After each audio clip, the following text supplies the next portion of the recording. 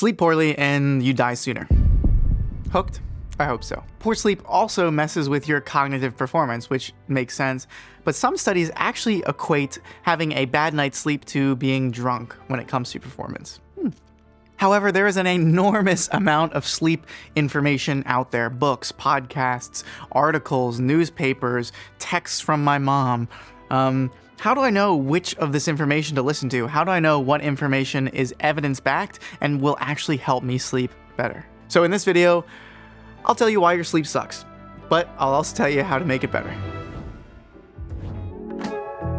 As a quick caveat, and this is what I like to say kind of before any evidence-heavy video that I make, if you have a clinically significant disorder around sleep or something like that, go talk to a doctor. Go talk to your doctor. Or if you already have a doctor around these things, don't listen to me over your doctor. Listen to your doctor. Feel free to talk to them about what I talk about in this video, but listen to their advice 100 million times over what I'm about to say. Look at my sources, do your own research, make your own decisions. Okay, let's get into the video. So the first paper I looked at 21,000 twins and compared them over a large portion of their life. The twins were compared on sleep length, sleep quality, and the use of hypnotics or tranquilizers. And adjustments were made for lifestyle and socio-demographic factors. And amazingly, here are the results. So short sleep, that means people who slept less than 7 hours a night, had 26% increased mortality risk, and women had a 21% increased mortality risk. Not good. Frequent use of hypnotics and tranquilizers had an increased risk. So twins that used tranquilizers as opposed to twins that didn't use tranquilizers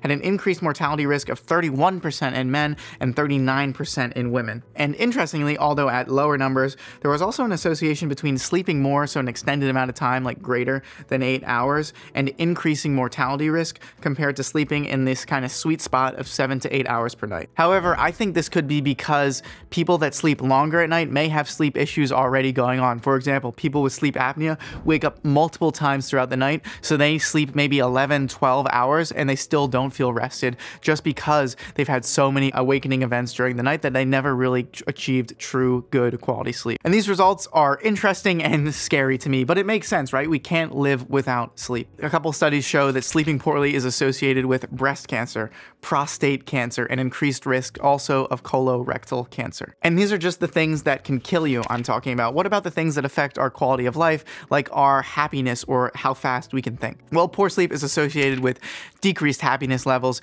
decreased cognitive performance, and increased rates of depression. And I know this sounds like a lot of sad, bad news, but I say all these things because a lot of these things, nearly all of these things, your risk of these things can be improved if you sleep properly. Improving your sleep has the potential to change and even lengthen your life. So knowing that, here are the basic tenets recommended by sleep experts around the world on what you should not be doing around sleep.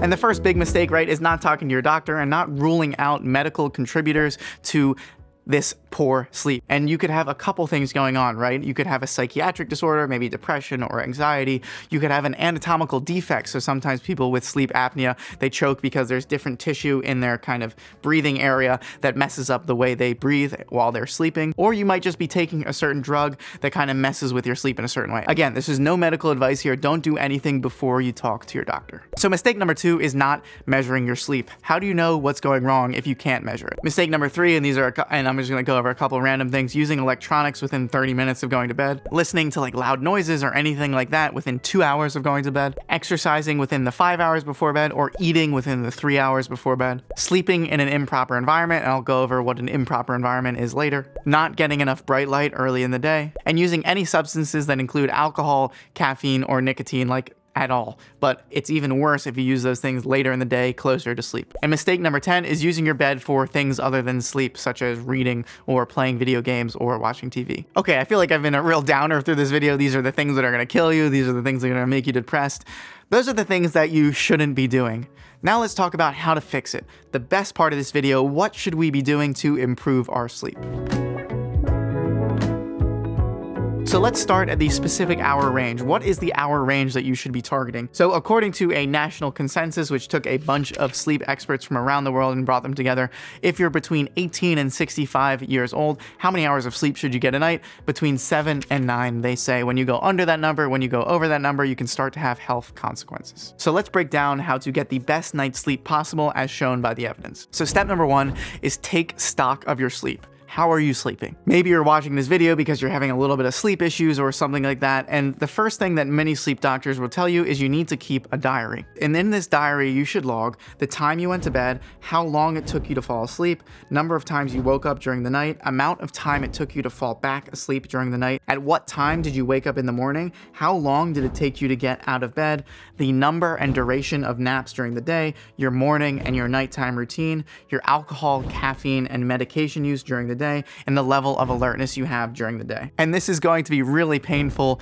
and really annoying, and it's going to be a real pain in the butt. I suggest just putting those questions into like your phone and just copy pasting like a million times. You can insert that every day or make a spreadsheet or do whatever you want to get fancy. But you should track this religiously for like 1 to 2 weeks. And this will give you a better understanding of how you're sleeping. And if you do go to a doctor at some point in the future, a sleep doctor, they'll be able to look at this and it'll help them greatly in whatever decisions they make to make you healthier. Tip number 2 is track your sleep even better with actigraphy. And all actigraphy is just tracking how well you sleep with some kind of other thing. So maybe it's like a wristwatch or something like that, or an Oura ring or something like that, or an application on your phone. And I want to point out that the accuracy around these methods is nowhere near as accurate when you do the real professional polysomnography or sleep studies that sleep doctors can perform for you. But they aren't a bad starting point. And finally, we're on to, I think, the most important part of the video, the most helpful part of the video, using evidence-based techniques to improve your sleep hygiene. And sleep hygiene are just various lifestyle things we can all do to improve our sleep. And here are the most well-supported techniques, the ones recommended by the most doctors I spoke to, the ones recommended by the evidence I saw on the internet, really just the best techniques I found all together on the internet in one place just for you. That's the Zach Highley promise. The Zach Highley, super good, awesome videos with research 1, 2, 3 on the end of the sentences, because those are the sources. Yeah, okay. So tip number 1 is to consistently schedule your sleep. Have a consistent wake and sleep cycle. You need to religiously stick to this wake and sleep time, even on the weekends, even if there's parties or something like that. If sleep is important to you, if there's issues going on with your sleep, make sure you're waking up at the same time every morning and going to bed at the same time every night. Personally, this has had a huge impact on my quality of sleep. And many things are at play here, including regulating your hormone cycles and also classical conditioning. Sleep hygiene tip number 2 is have a nighttime or bedtime routine. Studies show that sleep routine interventions can increase sleep duration. Before going to bed every single night, I brush my teeth, I read a little bit, I clean my apartment, all while lit only by candlelight. Candlelight's been shown to not really have a strong enough light and of a certain wavelength of light to affect your circadian rhythm. So I have a couple candles on throughout my apartment, kind of as I do these various little knick-knack things before I go to bed, and I'm not looking at screens. And that goes nicely into my next tip: avoid electronics at least 30 minutes before bed. The blue light from many, many screens can suppress melatonin release. And this is where those blue light blocking glasses, yes, the blue light blocking glasses, may actually come in handy. Maybe 3 to 1 hour before you go to bed, you put on these blue blocking glasses, which will help restrict the amount of that wavelength of light hitting the back of your retina, which signals to your suprachiasmatic nucleus and your hypothalamus, a bunch of random junk, basically, but saying that blue light will keep you maybe awake longer because blue light is more likely to suppress melatonin than the other wavelengths of light. The next tip is to exercise during the day. There are studies that show people who exercise go to sleep more quickly and have a better quality of sleep, but not within 5 hours of bedtime. And the reason we don't want to exercise within those 5 hours of bedtime is because certain chemicals and molecules are released when we exercise, right? Because our heart rate goes up, maybe we get some norepinephrine, this kind of wake alert state chemical going into our bloodstream. And if we have that chemical in our bloodstream when we're trying to go to bed, it might not be the best. The next tip is optimize your sleep environment. You want it to be very dark, you want it to be very cold, and you want it to be very quiet. You want to do everything you can to get to those things. So maybe for the very darkness, you get blackout curtains, you make sure all the lights are off, you make sure your phone is in another part of the room, so if it comes on in the night, it's not blasting you with light. If you need it to be quiet, maybe you're in a noisy city, you close all the windows, maybe you can even put a pillow against the crack in the windows to make less noise come through. What I used to do when it was really loud and I had roommates or something like that, I put earplugs in and then put on a noise machine to a really high sound. So even if I could hear through the earplugs, I was only hearing the rain sounds from my noise machine. And finally, you want to optimize your sleep temperature. Some studies show that around 65 degrees Fahrenheit is the best temperature room to sleep in. And this can vary, of course, from person to person, but that's just what a couple studies showed. The next sleep hygiene tip is have a warm bath or shower 1 to 2 hours before going to sleep. An interesting study showed that having a warm shower or bath about 1 to 2 hours before bed can actually help you fall asleep more quickly.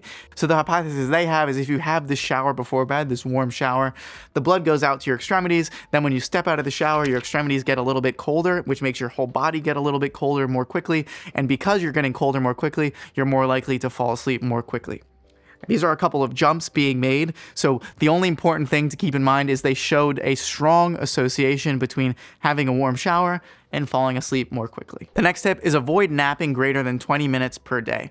The problem when you nap more than 20 minutes per day, when you hit that 30 minutes, an hour and a half, you enter something called sleep inertia. And when you wake up, your cognitive performance is actually worse, and it will affect your sleep when you go to have your full night's rest later at night. Next is stop consuming caffeine, alcohol, or nicotine at all. And the evidence says this really in any way used at any time during the day can affect your sleep. Dramatic, I know, but if this is something you seriously have a problem with, it's probably something you need to take seriously and take serious action. But it kind of makes sense because a lot of these drugs, and nicotine, alcohol, and caffeine are drugs, have a long half-life, which means they stick around in your body for a good amount of time.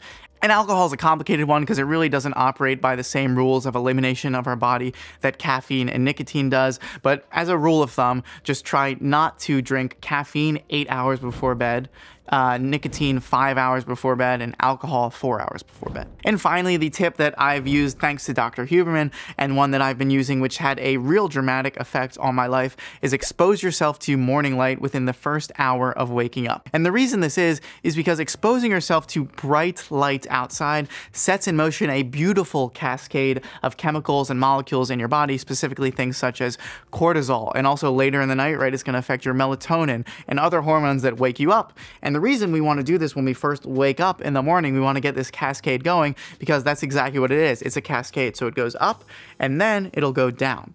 And if we get this cascade going early in the morning, right, when we first wake up, that means later in the day, it's going to be going down at an earlier time later in the day, if that makes sense. So if we want to wake up earlier and if we want to go to bed earlier, we should get this morning light earlier in the morning to set off this cascade. And here are what the scientists recommend. Within 1 hour of waking up, get some sunlight into your eyes. Again, don't look directly at sunlight, but just go outside and walk outside. If it's really bright and sunny outside, you only need about 5 to 10 minutes. If it's overcast or dreary, you might need 10 to 30 minutes outside to get that equivalent amount of bright light into your eyes. Because again, when the bright light hits your eyes, it sends through this signaling through kind of your brain, which says, okay, it's morning time. And it sets in motion this like cascade of wake time and sleep time. Any studying or any exercise that I've done throughout the day, any hard work that I've done throughout the day, I want to make sure I lock it in my brain. And the best way to do that is with a proper night's sleep. Now, another thing I put a lot of work into is these YouTube videos and this whole internet thing.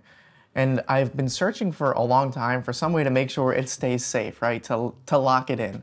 Just like sleep locks in my exercise and my studying, I wanted to find something that could make me kind of safer on the internet. Things can go wrong here, right? One of my friends, her entire channel got hacked and someone just took it over, deleted all of her videos and just started posting like crypto scam stuff. For the past 3 years, I've been using something that's made sure I feel okay, that's made sure everything is safe, and that is NordVPN, who are kindly sponsoring this video. Specifically, they have threat protection, which includes specific features to warn you against phishing links, as well as a blocker to protect you against malicious ads and dark web monitoring to see if your passwords have been leaked. Finally, NordVPN is my favorite VPN out there, and it's the only one I've been using for 3 years for a reason. Using Nord, I can set my location to anywhere in the world. Like right now, I'm in Italy, and I'm using it to set it to USA because I want to make sure I can watch Drive to Survive. Action.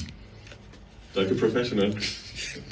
At least I can do something. If you'd like to give NordVPN a try and get 4 months free on a 2-year plan with an additional like huge discount, make sure to use my link below. It's also risk-free with Nord's 30-day money-back guarantee. So click on the link down below to get 4 months free on a 2-year plan, a huge discount, and a risk-free deal. But that is it. That is a huge evidence roundup, and I think things that really would be helpful to people who are struggling with sleep, and that have been really helpful to me, who's occasionally struggled with sleep. Nearly all the evidence points towards poor sleep being associated with poor health. So maybe if you can improve your sleep, you can improve your health. That means everything from cancer to death to just happiness and levels of depression. But that is it. Thank you so much for watching, and right now, I'm going to go do some exercise because it's like 10 hours before I go to bed. I'm gonna throw out all the coffee inside of my house. I'm gonna make sure to turn on the AC to cold temperatures. I'm gonna get some blue blocking glasses. I'm gonna break all my TVs. I'm gonna smash the windows so I get the fresh cold air coming in.